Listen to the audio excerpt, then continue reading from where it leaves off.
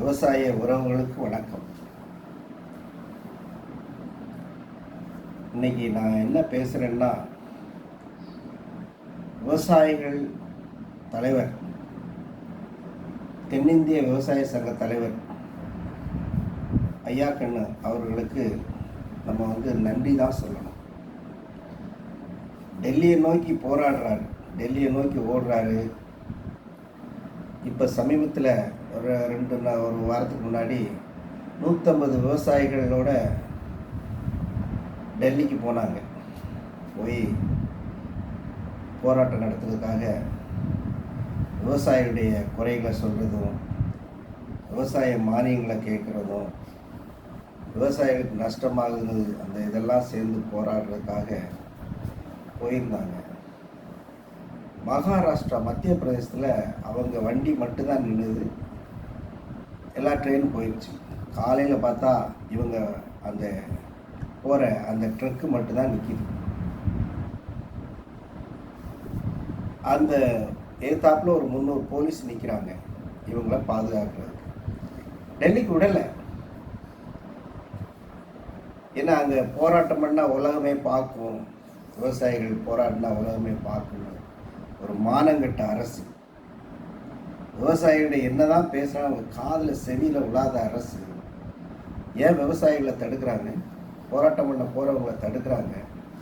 இன்னொன்று, தமிழ்நாட்டுடைய எம்பிக்கள் அவங்களுக்கு எல்லா வசதியும் கொடுக்காங்க. இந்த அரசாங்கம் எல்லா செலவும் போக கை நிறைய சம்பளம், ஏகப்பட்ட கம்பளம் வாங்கிட்டு மக்களால் தேர்ந்தெடுக்கப்பட்ட எம்பிக்கள் இந்த விவசாயிகளுடைய குறைகளை போய் பேசவே மாட்டாங்க.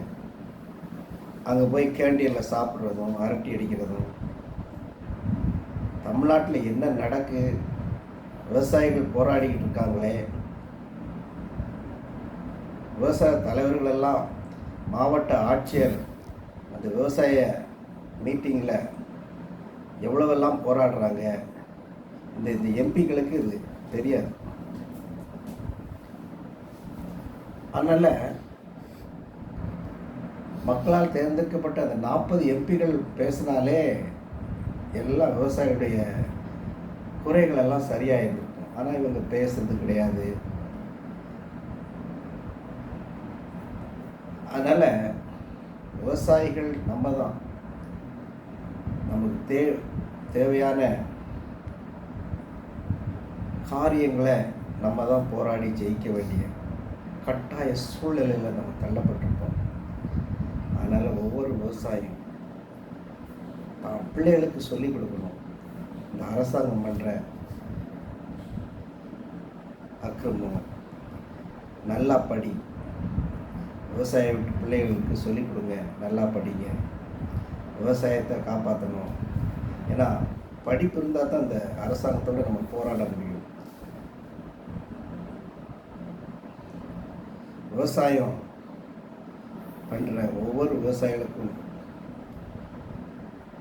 நமக்கு என்ன தேவையோ நம்ம இந்த அரசாங்கத்திட்ட கேட்டு முறையிடணும், போராடணும். போராடித்தான் ஜெயிக்கணும்னா இந்த விவசாயம்தான். ஆகவே ஒவ்வொரு விவசாயிகளும் நம்முடைய விவசாய பொருள்களுக்கு வேண்டிய ஆதார விலையாவது கிடைக்கிறதுக்கு நம்ம போராடணும். எல்லா விவசாயிகள் சங்கங்களும் ஒன்றாக இருக்கணும். ஒரு குடையின் கீழ் எல்லா விவசாயிகளும் வந்து சேரணும்.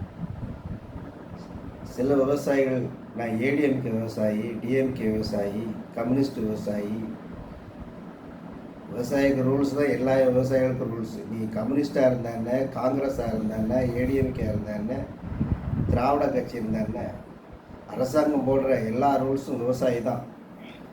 அது மாதிரி விவசாயிகளை ஒன்று சேர்ந்து நீங்கள் போராடுறதுக்கு தயாராக இருக்க வேண்டும் என்று மிக பண்புடன் கேட்டுக்கொள்கிறேன். விவசாயி ஞானராஜ். நன்றி, வணக்கம்.